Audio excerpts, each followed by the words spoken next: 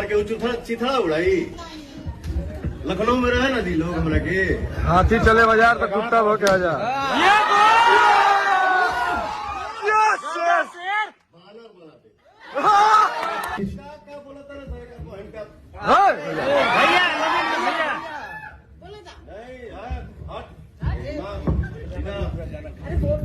बोले वाला सब बच्चे बाटी तो हर भाई बहन सब आई।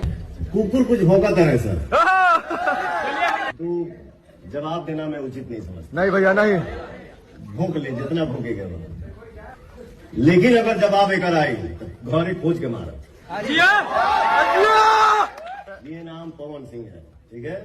अगर जवाब आई दो कुत्ता भौंका था ना सर लखनऊ में, हमारा जाएगा पड़ी हमारे के चिथड़ा उड़ाई लखनऊ में रहे ना दी लोग हमरा के हाथी चले बाजार तो कुत्ता भो के आजा।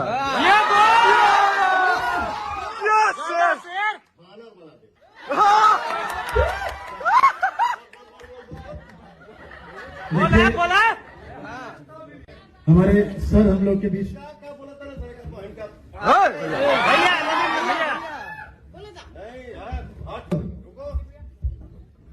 कुकुर भौंका था ना सर भैया हार दे पीछे सुन के भैया हमने के बानी जाना दौड़ा के मार।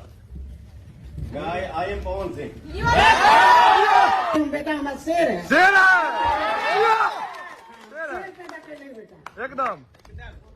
भाई के मुंह से निकल इस शब्द गंबाटे लड़का पे माई के छाया होगी।